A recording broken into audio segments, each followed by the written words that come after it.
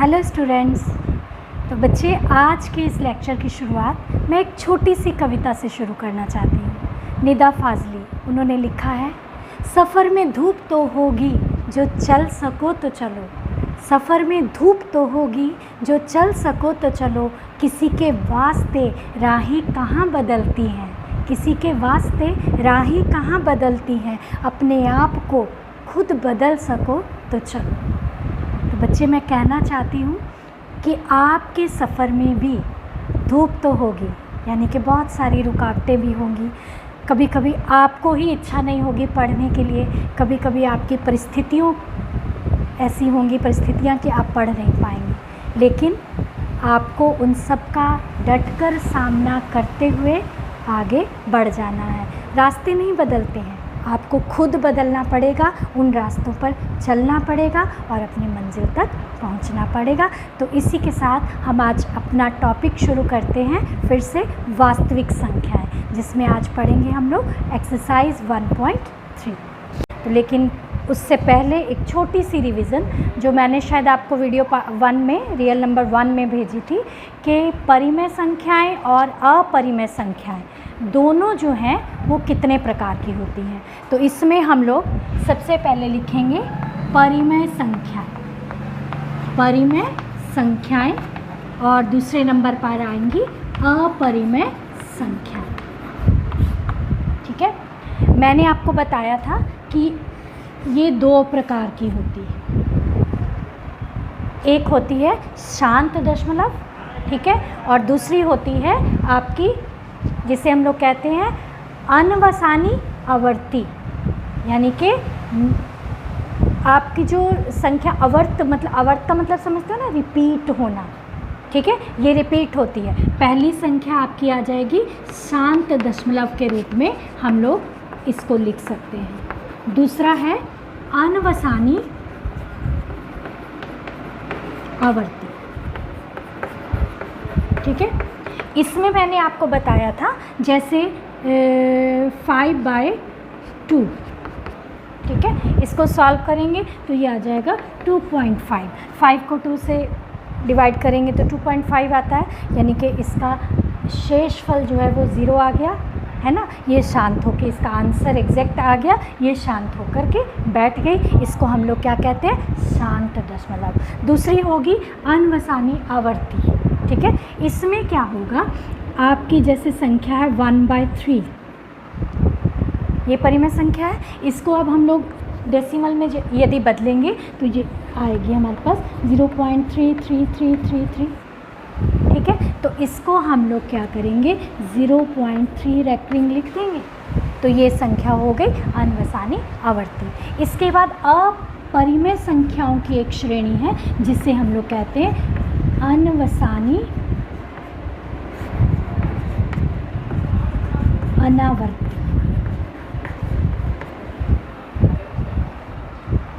Non terminating, non recurring, मतलब इस पे ना रेकरिंग आएगी, ना ही ये रुकेगी, ना ही शांत होके बैठेगी। ये तो था हमारा शांत दशमलव, ये अशांत ही है, ये भी अशांत ही है। एक तरह से ये दोनों ही अशांत है, लेकिन परिमेय संख्याओं की श्रेणी अलग है। इनमें नॉन टर्मिनेटिंग लेकिन रेकरिंग है ना, इसको रिपीट जो हो रही है, तो वो हमारी ये संख्या होगी। उसके बाद अपरिमेय संख्याएं जो है वो अनवसानी अनावर्ती होगी, जैसे कि आपका √2 होता है, √3 होता है। इसके डेसिमल तुम लोग निकालोगे तो कभी भी ये ना तो रिपीट होते हैं और ना ही ये शांत होकर बैठते हैं। तो ऐसी संख्याओं को अब हम लोग इस एक्सरसाइज 1.3 में पढ़ेंगे, इनका यूज़ करेंगे। ठीक है, तो आपका जैसे फर्स्ट क्वेश्चन है, पहले क्वेश्चन में आपको वो देता है कि कुछ संख्याएं दी हुई हैं जिनको आपको बताना है वो किस प्रकार के दशमलव है। तो इसमें मुझे लगता नहीं कि अब तुम लोग को समझाने की आवश्यकता है। जैसे मान लेते हैं फर्स्ट क्वेश्चन है, ये आपकी एक्सरसाइज 1.3 है, इसमें 36/100 तो 0.36, तो ये क्या हो जाएगा, ये शांत दशमलव आ गया। ठीक है, इसे हम लोग टर्मिनेटिंग या फिर शांत दशमलव कह के छोड़ देंगे, बस इतना ही पूछा है। ठीक है, और शांत दशमलव में बताने की आवश्यकता नहीं है कि आपको नीचे में जो टर्म है ना, इसमें या तो 2 होना चाहिए या 5 होना चाहिए, दोनों होने चाहिए, ठीक है। तो इस टाइप के दशमलव को जिसके हर में 2, 5 या दोनों भी हो सकते हैं, वैसे जो दशमलव होते हैं वो शांत दशमलव होते हैं। उसके बाद अगर आपके पास आ जाता है, जैसे कि मैंने एग्जांपल ली है, अभी मैं क्वेश्चन नहीं बता रही हूँ, ये वाला दिस इज़ 0.333, इसे आप लोग क्या कहोगे? इसे आप लोग कहोगे अनवसानी आवर्ती, यानी कि ये है terminating and this is called non terminating recurring, ठीक है। तो ये आ गया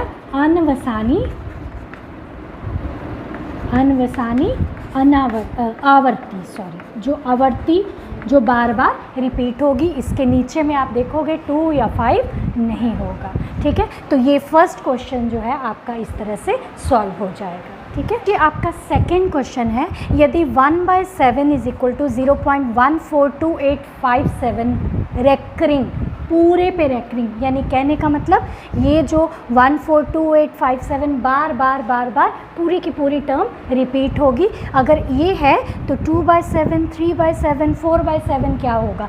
तो आपको यहाँ पर 2 को 7 से डिवाइड करने की आवश्यकता नहीं है। आप क्या करेंगे, 1/7 इंटू 2 क्या हो जाएगा? ये आपका 2/7 आ जाएगा। अब इसको 2 को किससे मल्टीप्लाई कर देंगे? 0.142857 रेकरिंग से। रेकरिंग वैसे ही साथ में चलेगा, रेकरिंग जब भी आप डबल करोगे तो वो डबल भी हो जाएगा। तो ये हमारे पास आ जाएगा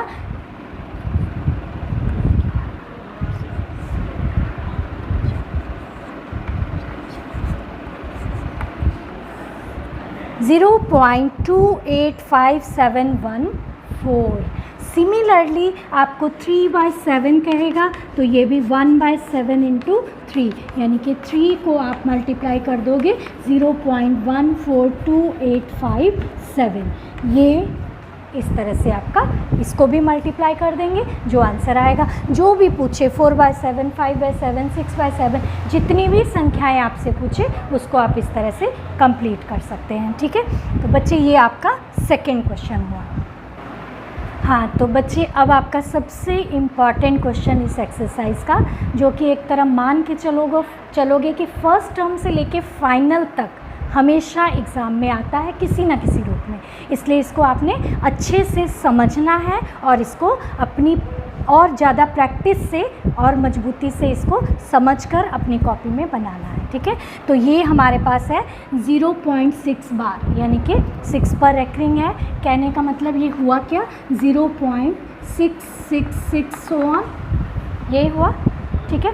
तो हम लोग क्या करते हैं, इन संख्याओं को कुछ मान लेते हैं, इस संख्या को कुछ मान लेते हैं, ठीक है। x मान लें, तो माना x इज इक्वल टू 0.666। अब कह रहा है कि इसको परिमेय संख्या में बदलना है, तो ये परिमेय है, लेकिन इसको फ्रैक्शन के रूप में हमको दिखाना है। जैसे 0.33 का फ्रैक्शन क्या हुआ, 1/3, इसका भी कोई ना कोई फ्रैक्शन होगा। ये कैसे चेंज करेंगे, ये हमारे लिए एक नई टेक्निक है ना, कि इसको कैसे फ्रैक्शन में चेंज करेंगे। उल्टा भाग के उल्टा जाना है हमको, तो इसको देखेंगे। तो हम लोग बच्चे क्या करते हैं, इसमें से एक 6 को उठा करके इधर ले जाएंगे, ठीक है। डेसिमल के इधर ले जाने के लिए क्या करना पड़ेगा, आपने डेसिमल पढ़ा है 7 में भी और उससे जूनियर क्लासेस में भी। तो 6 को इधर ले जाने के लिए हम लोग 10 से मल्टीप्लाई करेंगे। तो क्या करेंगे, दोनों तरफ 2 से गुना करने पर ये हमारे पास आ जाएगा, 10 से गुना करने पर ये आ जाएगा 10x इज इक्वल टू 6.666, ये आ गया हमारा, ठीक है। अब देखो, इस इक्वेशन का नाम 1 रखते हैं, इसका नाम 2 रखते हैं। इस पीछे वाले 6 की तो कोई काउंटिंग नहीं है, वो तो हम लोग जितना भी रख सकते हैं रख लें। अब हम लोग क्या करेंगे, 2 - 1 करने पर लेफ़्ट में से left side 10x - x and right side में से राइट साइड माइनस करते हुए हम लोग इसको आगे बढ़ाएंगे। ये आ जाएगा हमारे पास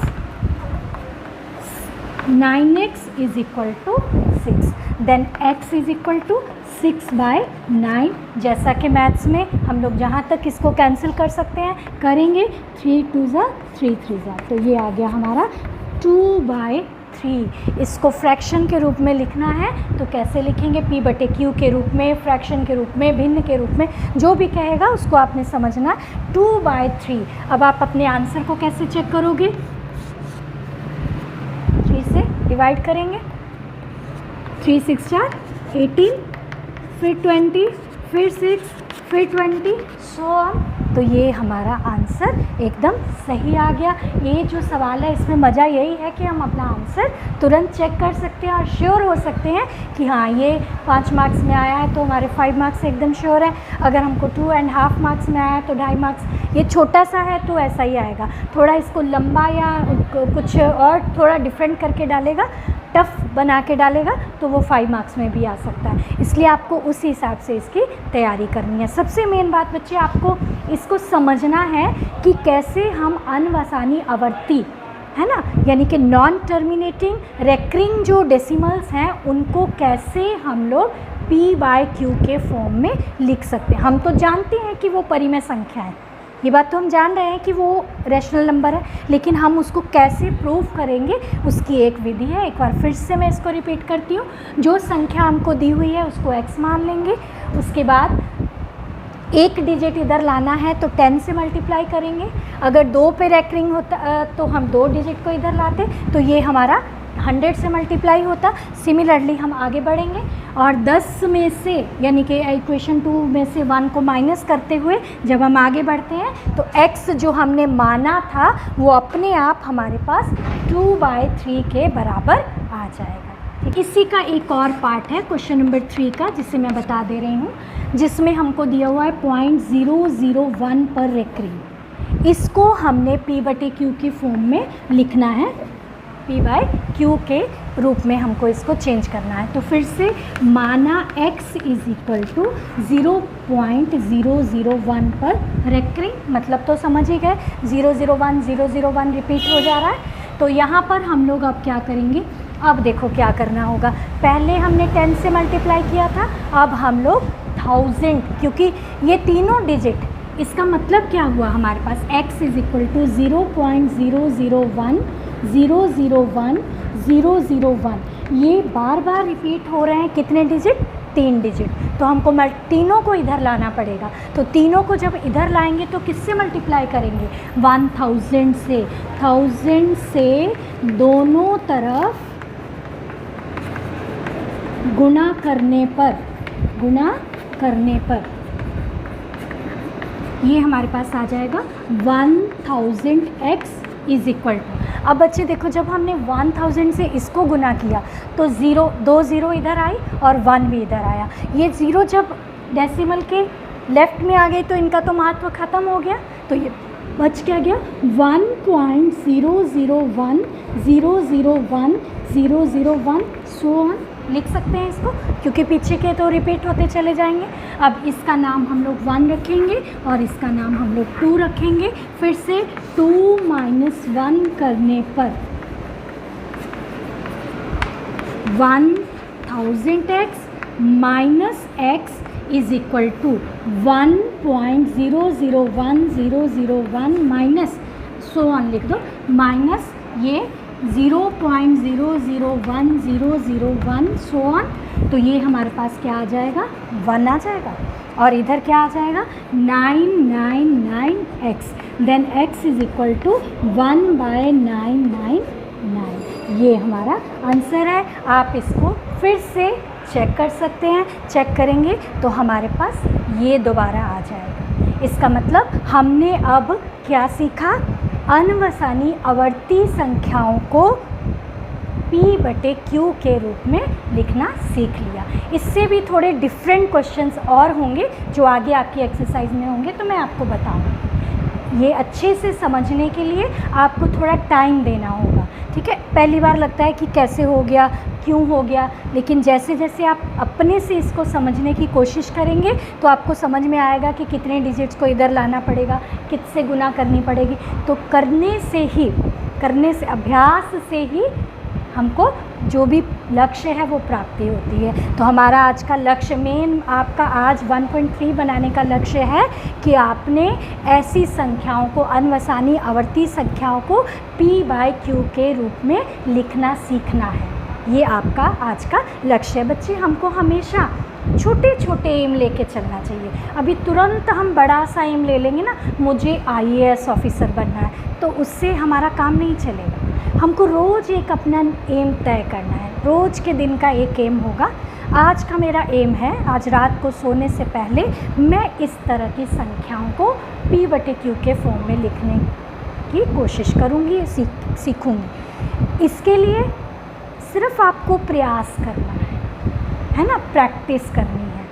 हम लोग हमेशा बोलते हैं प्रभात तारा में कि अभ्यास ही हमारी जीत है ना। अभ्यास मतलब प्रैक्टिस, प्रैक्टिस हमें जिताती है, ठीक है। हम जीत को जीत नहीं कहते हैं, अभ्यास जो कराते हैं हमारे बच्चे, जो डेली सीख रहे हैं, प्रैक्टिस करते हैं, वो हमारी जीत है। असल में जीत बाद में होगी, वो एक अलग मुद्दा है, लेकिन जो हम करा रहे हैं, जो सिखा रहे हैं तुम लोग को, वो हमारी असली जीत है, ठीक है। तो इसलिए रोज़ एक छोटा एम तय करो। जैसे हमको आज फिज़िक्स में इतना पढ़ना है, हमको आज केमिस्ट्री में इतना पढ़ना है, जो टीचर ने पढ़ाया है, जो वीडियोस आपने देखे हैं, उसको आज रात को बिना तैयार किए हुए, बिना समझे हुए हम नहीं सोएंगे। ये मेरा रोज़ का एम है। जब आप रोज़ के एम को तय कर लोगे ना बच्चे, जब पा लोगे इस एम को, तो वो एम एक दिन कैसे आप उससे ही एक बड़ा लक्ष्य प्राप्त करोगे, आपको भी नहीं पता चलेगा। इसलिए हमेशा छोटे से शुरुआत करनी है ना। तो आज का आपका एम है कि इन संख्याओं को p/q के फॉर्म में आपको याद करना है। इसके बाद बच्चे आपका क्वेश्चन नंबर 4 भी बहुत सिंपल है। 0.999 को p/q के फॉर्म में लिखना है, वो आप बना सकते हो। क्वेश्चन नंबर 5 जो है वो भी आपका बहुत ही इजी है, ठीक है। 6 को आप 5 में सीधे आपको डिवीज़न करनी है, और 6 में एग्जाम्पल दी हुई है जो कि मैं आपको बता चुकी हूँ कि कोई भी परिमेय संख्या के नीचे 2 या 5, 2 की पावर 1 2 3 4 कुछ भी हो सकती है, 5 की पावर 1 2 3, मतलब 2 और 5 अगर आ जाते हैं तो वो कौन से दशमलव है, टर्मिनेटिंग यानी कि शांत दशमलव है, और बाकी जो है वो अनवसानी आवर्ती के रूप में आपके परिमेय संख्याएं आ जाएंगी। उसके बाद हमको कुछ अपरिमेय संख्याओं के बारे में जानना है। तो आपको अगर लिखने आ जाता है बच्चे कि उदाहरण दे कि अपरिमेय संख्याएं किस प्रकार लिखी जा सकती हैं, या अनवसानी अनावर्ती अपरिमेय संख्याएं कौन सी होती हैं, तो उसके लिए आपको क्या करना होगा। क्वेश्चन नंबर 7, अनवसानी अनावर्ती संख्याओं के उदाहरण लिखें। बच्चे, ये मैंने पहले भी आपको फर्स्ट वीडियो में भी बताया था। अनवसानी अनावर्ती संख्याएं जो ना तो शांत होती हैं, रुक के बैठती नहीं है, बढ़ती चली जाती है, लेकिन ना ही वो रिपीट होती हैं। जैसे 0.01 001 0001 सो ऑन, इसमें ज़ीरोज़ बढ़ते चले जा रहे हैं। 2.12 122 1222 सो ऑन, इसमें टूज़ की संख्या बढ़ते चली जा रही है ना। इसी तरह 1.311 311 3111 सो ऑन, ऐसी बहुत सारी एग्जाम्पल्स आप खुद से लिख सकते हो, जिसमें कि आपको संख्याएं रिपीट भी नहीं होनी है और वो शांत होकर बैठेंगी भी नहीं। तो इसमें क्या होता है, हम ज़ीरोज़ की संख्याओं को बढ़ा के लिख सकते हैं, कोई और संख्या बीच में इस तरह से लिख सकते हैं।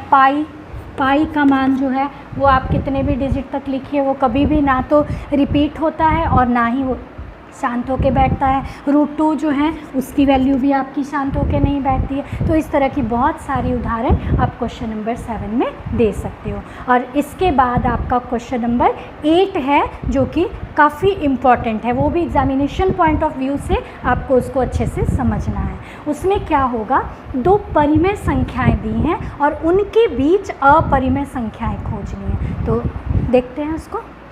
हाँ, तो बच्चे आपका क्वेश्चन नंबर 8 है कि 5/7 और 9/11 के बीच में 3 अपरिमेय संख्याएं ज्ञात करनी है। 3 अपरिमेय, ऐसे तो इसमें अनंत होंगी, अनगिनत अपरिमेय संख्याएं होंगी। इसके लिए आपको क्या करना होगा बच्चे, मैंने पहले ही लिख कर रखा है क्योंकि भाग थी तो भाग देने में थोड़ा टाइम लगेगा, आप खुद से इसको देख सकते हो। 5/7 को जब हम डिवाइड करेंगे तो ये मिलेगा हमको, और जब 9/11 को डिवाइड करेंगे तो हमको ये प्राप्त होगा। अब दोनों के बीच में अपरिमेय संख्याओं को प्राप्त करना है, तो ये देखो बच्चे 0.71 की और 0.81, पहले 2 डिजिट ले लो, इन दोनों के बीच में अब 0.72 0 72 00 72 000 72, सिमिलरली 0.73 0.74 0.75 कुछ भी ले सकते हो ना, तो ये हमारे पास आ जाएंगे 0.7201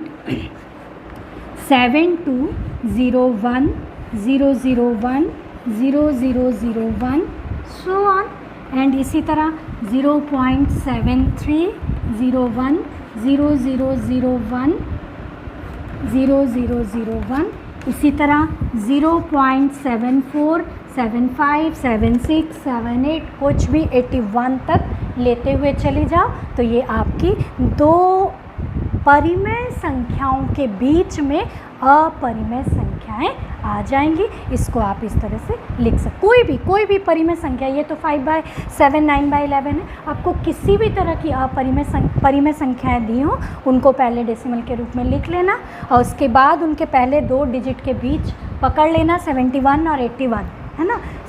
71 और 81 के बीच में क्या क्या हो सकता है, 72 73, अब उसको तुम लोग अपरिमेय बना दो। अपरिमेय बनाने की विधि तुम लोग को समझ में आ ही गई है, तो इस तरह से ये क्वेश्चन भी आपका कंप्लीट होता है। और लास्ट क्वेश्चन वही है कि आपको इसमें पहचानना है अपरिमेय कौन सी है, परिमेय कौन सी है, शांत दशमलव कौन सा है, अशांत कौन सा है, तो ये आप खुद से भी कर सकते हो। इस तरह से हमारी एक्सरसाइज 1.3 जो है वो कंप्लीट होती है। और बच्चे अब मेरा काम ख़त्म, आपका काम शुरू, है ना।